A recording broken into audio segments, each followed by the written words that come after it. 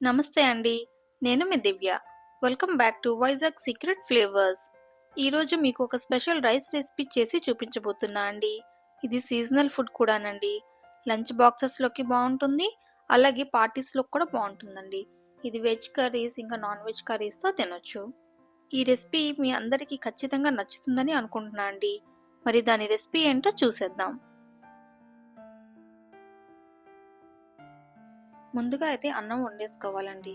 నేను ఇక్కడ రెగ్యులర్గా తినే బియ్యాన్నే వండుకున్నాను. మీకు నచ్చితే ఇక్కడ బాస్మతి రైస్ అయినా వాడుకోవచ్చు.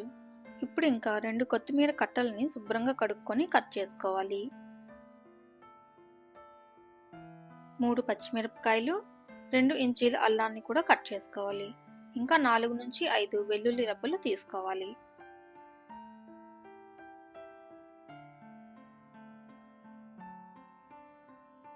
మీడియం సైజ్ మామిడికాయ ఒకటి తీసుకోవాలండి. ఇదేనండి అసలు స్పెషల్ ఈ రెసిపీకి. మామిడికాయని కూడా తొక్క తీసి చిన్న ముక్కలుగా కట్ చేసుకోవాలి. ఈ రెసిపీకి పుల్లగా ఉన్న మామిడికాయలు అయితే బాగుంటాయండి. కట్ చేసుకున్న వీటన్నిటిని కూడా మిక్సీలోని మెత్తగా పేస్ట్లా చేసుకోవాలి. చూడండి, ఈ విధంగా ఎక్కడ ఏ ముక్కలు లేకుండా మెత్తగా పేస్ట్ చేసుకోవాలి. ఇప్పుడు తవాలో 1/2 కప్ ఆయిల్ వేసి కొన్ని జీడిపప్పుల్ని వేసి ఫ్రై చేసుకొని జీడిపప్పు కొంచెం కలర్ మారిన తర్వాత బౌల్లోకి తీసేసుకోవాలి. అదే ఆయిల్లో చిన్న దాల్చిన చెక్క ముక్కలు 3, 6 నుంచి 7 లవంగాలు, 2 యాలక్కాయలు, సన్నగా తరిగిన క్యారెట్ ఒక చిన్న కప్ అండి, 2 బిర్యానీ ఆకులు వేసి 30 సెకండ్స్ ఫ్రై చేసుకోవాలి. ఇలా ఫ్రై చేసుకున్న తర్వాత పేస్ట్ చేసి ఉంచుకున్నాం కదా కొత్తిమీర ఇంకా మామిడికాయ, అది వేసుకోవాలి. ఇంకా పసుపు 1/2 టీ స్పూన్ వేసి కొత్తిమీర పచ్చి వాసన పోయి ఆయిల్ పైకి తేలినంత వరకు సిమ్లో పెట్టి ఫ్రై చేసుకోవాలి.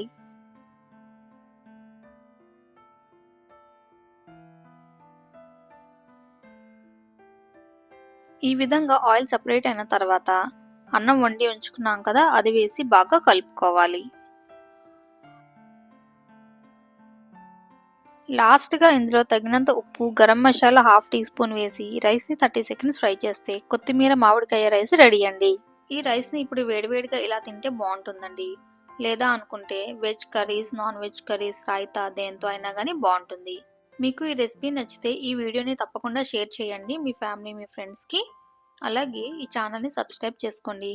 మీ ఒపీనియన్ ఏంటో కామెంట్స్లో తప్పకుండా తెలియజేయండి.